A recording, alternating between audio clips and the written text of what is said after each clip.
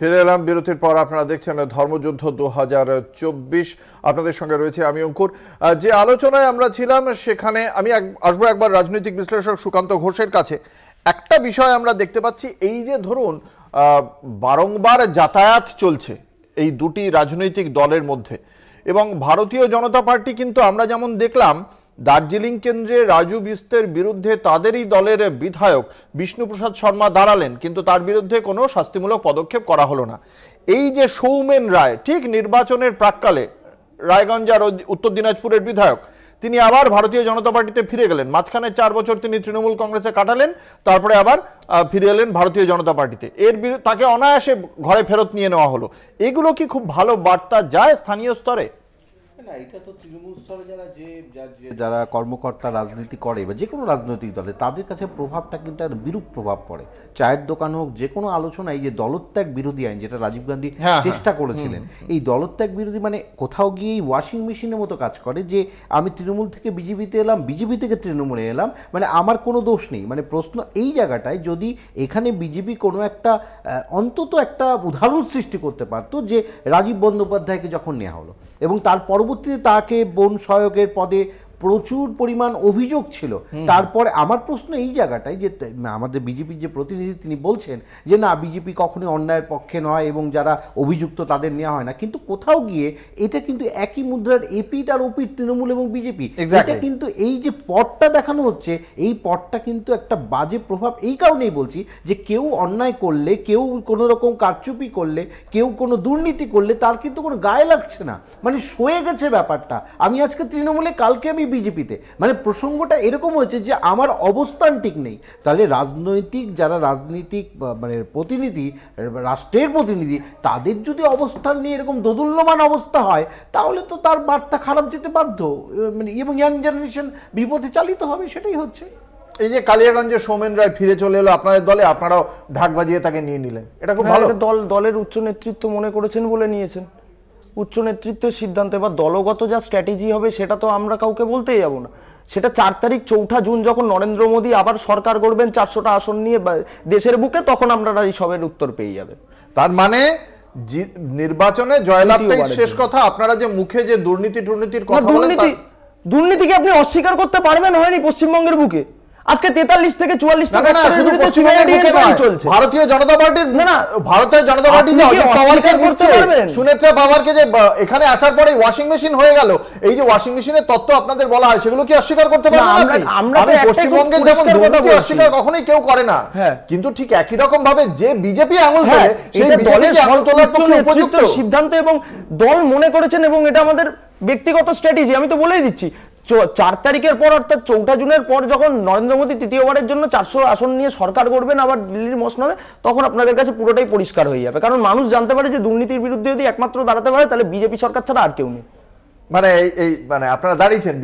হ্যাঁ, দুর্নীতির বিরুদ্ধে দাঁড়িয়েছি, আমরা লড়াই করেছি। দুর্নীতির বিরুদ্ধে আমরা জিরো টলারেন্সের বিজেপি। কোথায়? আমরা জিরো টলারেন্সের বিজেপি। কোথায় দাঁড়িয়েছেন? আপনারা দেখতে পেয়েছেন রেড্ডি ব্রাদার্স কাদের দল? আপনারা দেখতে পেয়েছেন 94 সালে রেড্ডি ব্রাদার্স কাদের দল? আপনারা দেখতে পেয়েছেন যে আমরা 2004 থেকে 2014 নেতার বিরুদ্ধে সিবিআই ডেকে পাঠিয়েছিল, ডেকে পাঠিয়েছিল, আপনার শ্রমিক ভট্টাচার্যকে ডেকে পাঠিয়েছিল। আমরা তদন্ত প্রক্রিয়ার সম্মুখীন হয়েছিলাম, কিন্তু এরকম হয়নি যে আজকের দিনে দাঁড়িয়ে আমাদের খালি আপনাদের দলে এরা আছেন কি নেই, নীতি এড়াতে আমাদের আজকের দিনে দাঁড়িয়ে সুপ্রিম কোর্টে বেঞ্চ বদল করতে হয়। এইরকম পরিস্থিতি তো আমাদের এসে দাঁড়ায়নি, আর আমাদের এইরকমও পরিস্থিতি দাঁড়ায়নি যে সর্বভারতীয় কংগ্রেসকে। আপনার কথা অবশ্যই বিচার করবেন। আমরা আরেকটি বিষয়ে যাব। আজকে যত ভোট হয়ে যাচ্ছে, আজকে সন্ধ্যের মধ্যে 280টির বেশি কেন্দ্রে ভোট হয়ে যাচ্ছে, অর্থাৎ 272 যেখানে ম্যাজিক ফিগার, তার মধ্যে 280টা কেন্দ্রে ভোট হয়ে যাচ্ছে, বাকি থেকে যাবে 263টি কেন্দ্র।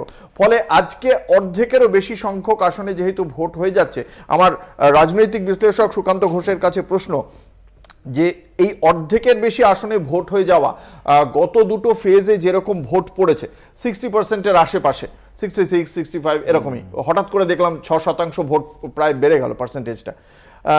এই আজকের পর এটা বাকি তো রয়েছে 4টে ধাপ, তো সেই 4টে ধাপ কতটা গুরুত্বপূর্ণ এবং এই 280টা আসনই বা কতটা গুরুত্বপূর্ণ বলে মনে করছেন?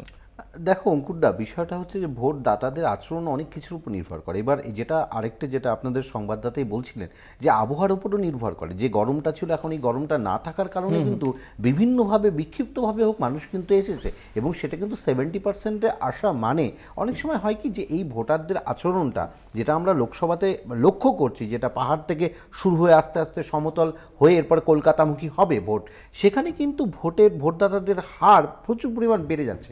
এর কারণটা হচ্ছে কোথাও যেন এই যে ইয়াং ভোটার যারা এবার কিন্তু মহিলা ভোটারের সংখ্যাও কিন্তু একদম পুরুষের সঙ্গে পা লাগিয়ে রয়েছে, 50% রয়েছে কোথাও। তাহলে সেই জায়গায় মহিলাদের লম্বা লাইন কিন্তু মুর্শিদাবাদে এবার লক্ষ্য করা গেছে।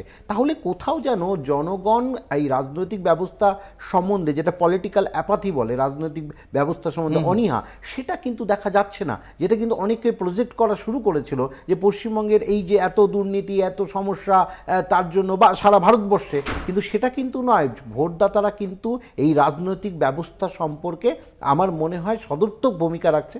তবে এর পরের ফেজটাও কিন্তু খুব ইম্পর্টেন্ট। এই ফেজটা তো মোটামুটি উত্তরবঙ্গ কে করে এরপর গঙ্গার হাওয়া একদম কাছাকাছি লাগবে, কেন্দ্র এবং গঙ্গার হাওয়া খুব গুরুত্বপূর্ণ। কিন্তু এই কেন্দ্রগুলোতে কিন্তু নির্ধারিত হবে। কারণ তবে আমার মনে হয় যে রাজনৈতিক হিংসা আমরা এতদিন দেখেছি, লোকসভা নির্বাচন এমনিই কম হয়, কেন্দ্রীয় নির্বাচন কমিশন কিন্তু যথেষ্ট ভালো ভূমিকা পালন করেছে, কুর্নিশ জানাতে হয়। এবং এদিকে কেন্দ্রীয় নির্বাচন কমিশন সঙ্গে জনগণের আরেকটি বিষয়, সুকান্ত, আমি বুঝতে পেরেছি এই বিষয়টা আপনার মতামত।